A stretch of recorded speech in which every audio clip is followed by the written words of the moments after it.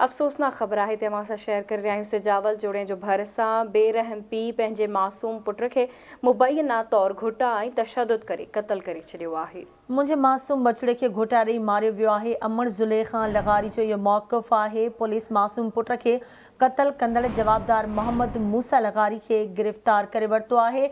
जवाबदार जे माइटनि जो चवणु आहे त जवाबदार जो ज़हनी तवाज़ुन ठीकु नाहे, जंहिं पंहिंजे मासूम पुट खे क़त्ल कयो आहे। अफ़सोसनाक वाक़ियो पेश आयो आहे सिजावल जूणे जो भरिसां, जिते बेरहम पीउ पंहिंजे मासूम पुट खे मुबैना तौरु घोटा ॾेई ऐं तशदुद करे क़त्ल करे छॾियो आहे। जॾहिं त अमर ज़ुलेखा लगारी जो इहो मौक़िफ़ आहे त मुंहिंजे मासूम बछड़े खे घोटा ॾेई मारियो वियो आहे। पुलिस मासूम पुट खे क़त्ल कंदड़ जवाबदार मोहम्मद मूसा लगारी खे गिरफ़्तार करे वरितो आहे। जवाबदार जे माइटनि जो चवणु आहे त जवाबदार जो ज़हनी तवाज़ुन ठीकु नाहे, जंहिं पंहिंजे मासूम पुट खे क़त्ल कयो आहे। सिजावल जोड़े जो भरिसां बेरहम पीउ पंहिंजे मासूम पुट खे मुबैना तौरु घुटा ऐं तशदुद करण खां पोइ क़त्ल करे छॾियो आहे।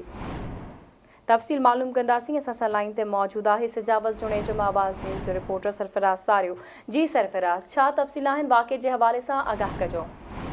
जी, सिजावल जो बफ़ा ॻोठ पीर गुलशाह में 6 महीननि जो जेको मासूम गुलनि जो ॿारु नवाब अली लगारी वालदो मोहम्मद मूसा लगारी हथां घोटा ॾेई क़त्ल कयो वियो आहे। होॾां मासूम नींग जी अमर ज़ुलेखा ॿुधायो त मां बनी ते रुंबे लाइ वई हुयमि, वापसि आयमि त घर भातियुनि ॿुधायो त बचिरे खे घोटा जी मारियो वियो आहे। होॾां अहिड़े इतलाह ते सिजावल जो थाणे जो SHO उशाक शर तरफ़ां पुलिस नफ़ी साण करे जवाबदार खे गिरफ़्तार कयो वियो आहे। जॾहिं त महिरबानी सरफराज़ अपडेट करण लाइ।